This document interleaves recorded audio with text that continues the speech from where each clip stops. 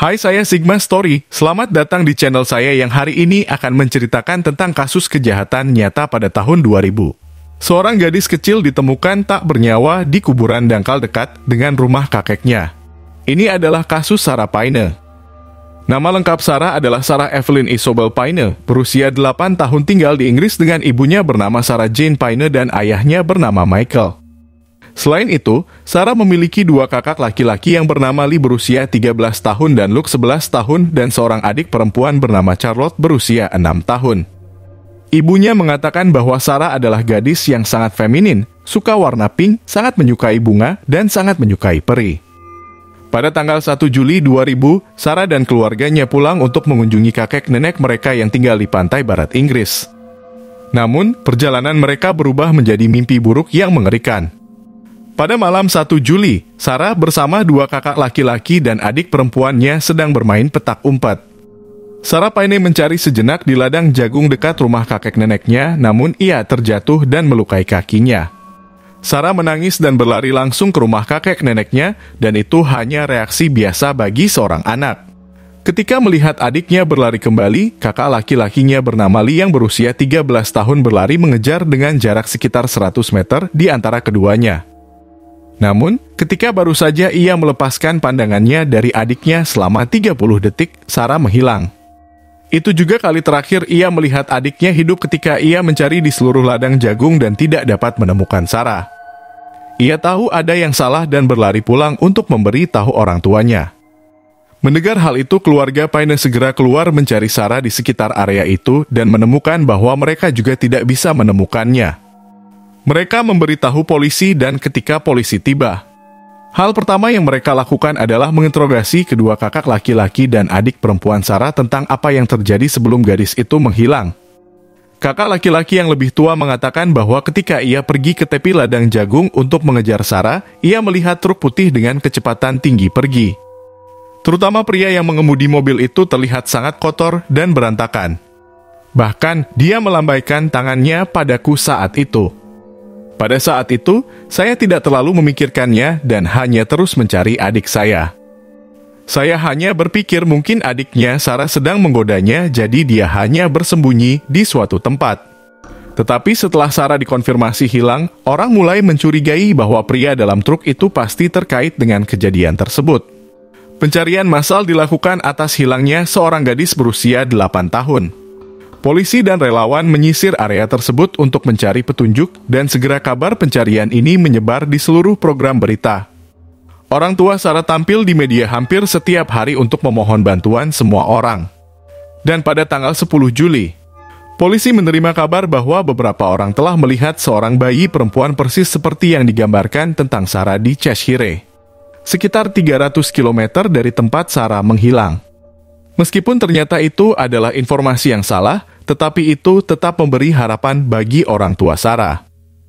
Namun, harapan itu mulai menghilang saat hanya 3 hari kemudian pihak kepolisian memberitahu mereka untuk mempersiapkan situasi yang terburuk.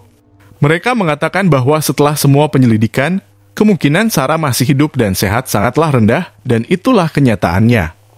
Oleh karena itu, pada tanggal 17 Juli 2000, sebuah tubuh kecil ditemukan dalam sebuah kuburan dangkal dari rumah kakek nenek Sarah tinggal hanya berjarak sekitar 24 km. Tidak lama bagi tim forensik dan keluarga untuk mengkonfirmasi bahwa itu adalah tubuh asli Sarah dengan waktu kematiannya ditentukan pada hari yang sama dengan hilangnya Sarah. Tidak diragukan lagi, orang yang melakukan ini terhadap Sarah adalah setan tanpa kemanusiaan. Sekarang saatnya untuk menyelidiki dan melacak pelakunya. Sebenarnya, segera setelah Sarah menghilang, polisi memiliki seorang pria dalam pikiran yang diduga sebagai pelaku. Mereka mencurigai seorang lelaki bernama Roy Whiting yang sebelumnya memiliki catatan kriminal atas pelaku penculikan dan penganiayaan seorang gadis berusia 8 tahun. Namun dia berakhir dengan tidak diharuskan membayar denda yang dijatuhkan dan hanya dikenai hukuman penjara selama 4 tahun. Alasannya adalah karena dia menyerah dan menerima keringanan hukuman, tetapi hal ini tidak berhenti di situ karena dia hanya berakhir di penjara selama 2,5 tahun dan kemudian dibebaskan. Psikolog mengatakan bahwa kemungkinan dia kembali melakukan tindakan jahat sangat tinggi, tetapi Roy Whiting dilepas pada November 1997. Setelah dibebaskan, orang-orang sering melihatnya berkeliaran di area kolam renang lokal setelah Sarah menghilang. Beberapa detektif pergi ke rumahnya untuk mengajukan beberapa pertanyaan dan ternyata tempat tinggalnya cukup dekat dengan rumah Sarah.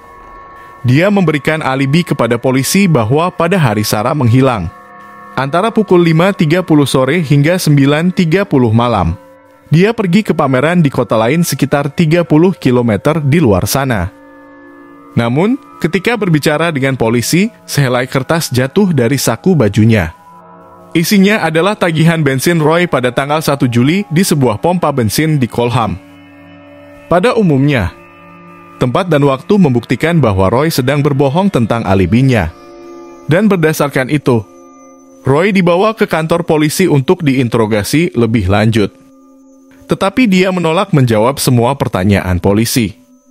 Setelah 3 hari, polisi harus melepaskannya karena tidak ada cukup bukti untuk menahannya lebih lanjut. Pada tanggal 20 Juli, 3 hari setelah jenazah Sarah ditemukan, polisi menerima panggilan yang mengatakan bahwa sebuah sepatu telah ditemukan di sebuah desa. Itu adalah sepatu hitam datar yang terlihat seperti sepatu kecil seorang gadis dan telah tergeletak di sisi jalan selama beberapa hari. Diketahui dengan cepat bahwa sepatu itu milik Sarah. Pada tanggal 23 Juli, Roy mencuri mobil dan dikejar oleh polisi di seluruh kota hingga ia menabrak mobil yang terparkir di pinggir jalan dan kemudian ditangkap oleh polisi. Roy kemudian dihukum selama 22 bulan karena pencurian dan perlawanan terhadap petugas penegak hukum. Kemudian polisi menggeledah rumahnya dan menemukan sebuah van yang dibelinya 7 hari sebelum kejadian hilangnya Sarah. Mereka terkejut ketika mereka menemukan barang-barang seperti pisau, tali, dan beberapa tali yang kaku untuk mengikat. Selain itu, ada mainan anak-anak, permen, dan perlengkapan tidur anak-anak. Sebuah penyelidikan forensik langsung dilakukan dan mereka menemukan seutas rambut kuning. Kemudian, rambut tersebut juga diidentifikasi sebagai milik Sarah Paine. Apakah kamu ingat dengan sepatu Sarah Paine yang ditemukan di desa? Pada sepatu itu, terdapat tanda berupa bekas kain dan ternyata cocok dengan kain yang ada di jok belakang van ini. Ukuran tersebut sudah cukup menjadi bukti untuk membuktikan Roy terlibat dalam kasus hilangnya Sarah. Meskipun ada banyak bukti yang menunjuknya Roy tetap tidak bersalah, maka kasus ini berlanjut dan selama persidangan, juri mendengarkan beberapa saksi termasuk Lee yang berusia 13 tahun.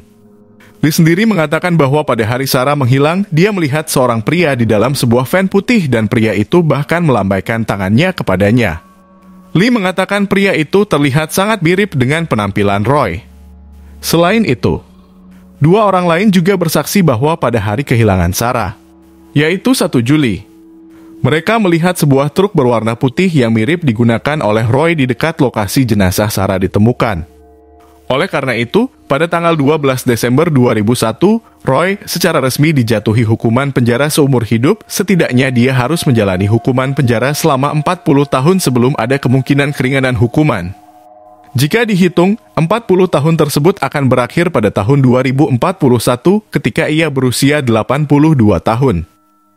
Jika kamu berpikir cerita akan berakhir di sini, ternyata tidak demikian. Seseorang dengan catatan kriminal seperti Roy, bagaimana mungkin dia bisa tinggal di daerah perumahan tanpa pengawasan dari pihak kepolisian?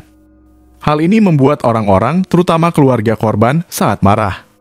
Maka, Ibu Sarah memutuskan untuk memulai perang, menuntut agar pemerintah mengubah undang-undang sehingga setiap warga negara berhak mengetahui apakah seorang pelaku pelecehan tinggal di daerah mereka.